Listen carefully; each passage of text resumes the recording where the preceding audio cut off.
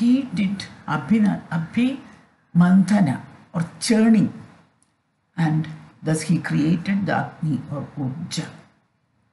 Now, whatever is soft, whatever is ardra is soft, it is created from him alone.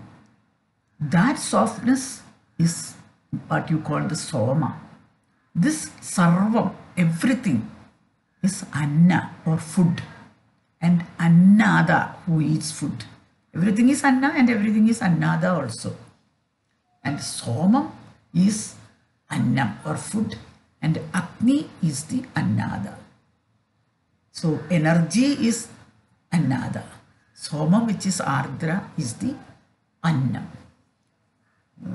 This srishti and ati-srishti both came from Brahman. The creation and the beyond creation, everything is from Brahman only. He created the Deva, which gives Shreyas for even the Martya, that is the man with death experience. He created Amrita, not only for Devas, but for human beings also. He created Amrita. That is why he is called, that is called Ati Srishti. One who knows this became the creator of Adi Srishti. That is how the rishis became creators of Adi Srishti, that is beyond this samsara. When the world with this pair, that is male and female, were created, the creation through their union also began. The Maithuna also began. Brahma decided to create a Devata who controls the Varna, like the Brahmana, etc. So the Shabda like Atha, Iti, etc. are showing the mudra of like this, according to Shankara. Mouth was churned to create the Vaak or word. It is from the mouth the churning happened between the Atarahanu and Uttarahanu, the Vaak came out. Mukha is therefore the yoni for Vaak. Vaak is Agni. Vaak is the one who can bless, but Vaak is the one which can destroy also. So it is an Agni. That one who has the blessing of Vaak, Saraswati, becomes the creator of blessings to all creatures. And he alone is the Brahmana, who creates blessing to all, who have that ardra or karunya within him, and gives blessing to every creation. He alone becomes a Brahmana, Shankara says. And Agni is Brahmana because it was born from the Brahma Mukha as Vaak, as a blessing to humanity. Agni is that which burns also, no? Therefore the mouth, just like the yoni, has no hairs inside. Therefore the underside of the hands, the palms, which does the churning action, also has no hairs. And mouth produce Agni, the Vaak. The yoni produce the Agni, the Praja, who is the Vaak of the next generation. The birth of Vaak is a yajna. When you write or utter a word, you have to consider it as a yajna. And similarity of these two organs is the creation of Agni for posterity as a blessing to posterity, to the coming generations. The birth of Vaak is a yajna from the Brahma Mukha as the blessing of the Prajapati. It is compared to birth of a Praja from the Stri Yoni, blessing the continuation of the progeny of the world. Agni blesses the Brahmana who produced him, as an elder brother blesses the younger brother. So Agni is the elder brother. The one who produced that blessing word, that Brahmana, is the younger brother of Agni. Brahmana worship Agni or Vaak. The worship is for the word. Saraswati, the Vidya of Brahmana is in their word, in their mouth. Now, what about the arms? They are very strong arms. Who has it? Whoever has the Vidya in their arms is the Kshathriya, as the Deva of Kshathriya, doing the Kshatra. Indra was created. So Indra is the king who does the Kshatra. Their Virya is their Bahubala, strength of arms. Then from the thigh, which are efficient in travel, world travel, he created a Vaisya. And their Devata is the Vasu of the 8 directions, Ashtavasus. They can travel anywhere because the strength of the thighs. Then the feet, which is served and meditated by all alike. It is the foot which keeps you fixed on the earth, That feet, from that feet, he created the Soodra. Which organ of the God you always look at first? The feet. Feet is the sacred organ of the Godhead. So from that sacred feet, all the beings originated, because serving others as a karma on earth. You serve even a small plant, a small animal and a bird. All of them we look after, everything we serve. That sort of feeling has to be there to fix you on the earth. So that is necessary for all. So everybody is a Shudra because everybody is actually born from the feet of the God. Then whatever the Pushan, the Pushan is the one who does Poshana. The Pushan, Agni, Indra, Ashtavasu and Pushan.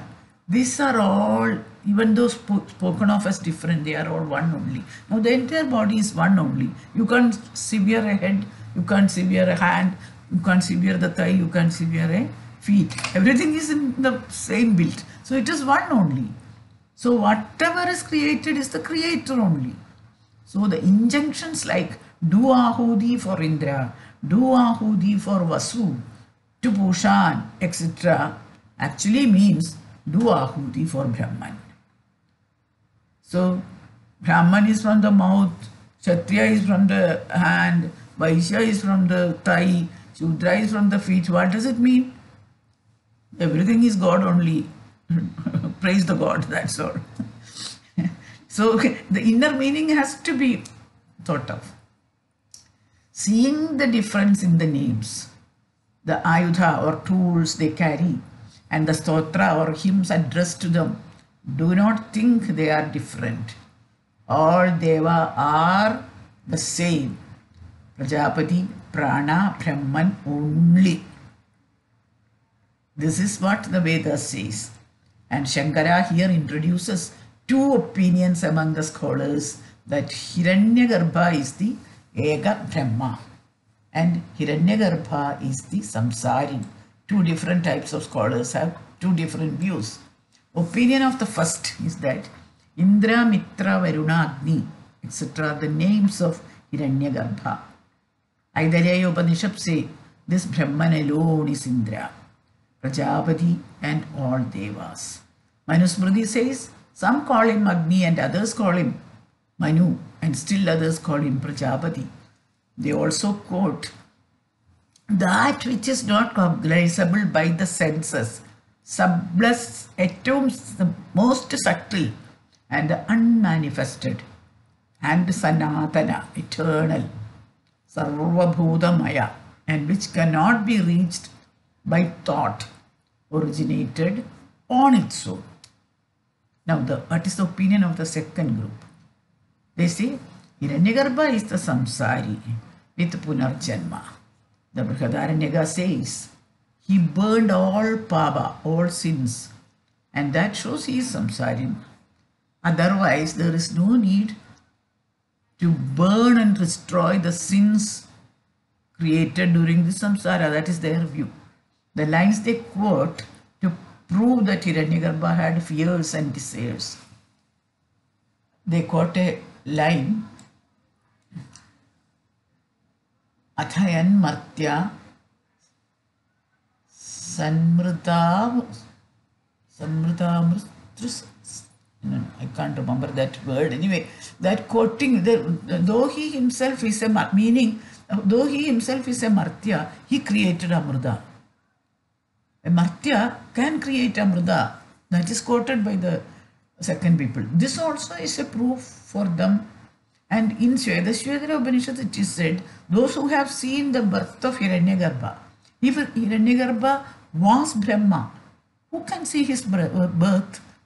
In Manusmriti, when Karma Vipaka is discussed, it is said Brahma Vishwasrijo Dharmo Mahan Avyaktam Eva Cha Uttama Satvigim Etha Gadi Mahur Manishina. About this, Shankara says that to have differences of opinion is always usual in any type of science. Scientists do have different opinions. It doesn't say that the science is not true. This difference of opinion is because of association of certain special upadhis with which each person approach. In Kathopanishad it is said, Asino duram brajati sayano yati sarvadha ishtam madamadam devam madanyognat ahriti. Hiranyagarbha is naturally not samsari, and the samsaritvam is projected on him by upadhi. Hiranyagarbha is one and the many at the same time. There, the word simultaneous occurrence of both ega and anega. According to the Mahavakya, like Tat Tvam Asi, all jiva are at the same time one and many, all jiva are one and at the same time many. Shruti, due to its purity of Ubhadi Sambandha, considers Hiranyagarbha as Eka. The occasional reference of Samsaritva is when there is an association with an Ubhadi.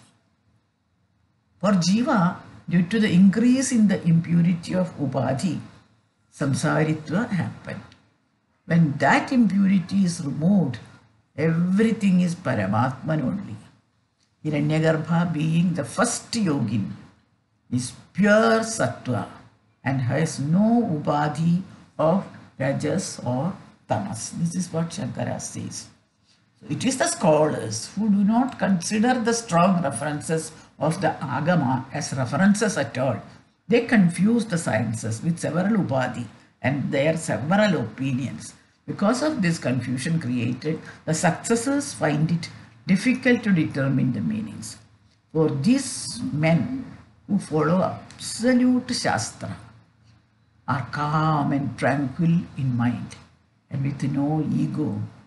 The meaning of science and its meaning, the Devata Vishaya, etc. are directly perceived in the clear intellect. So no confusion arises.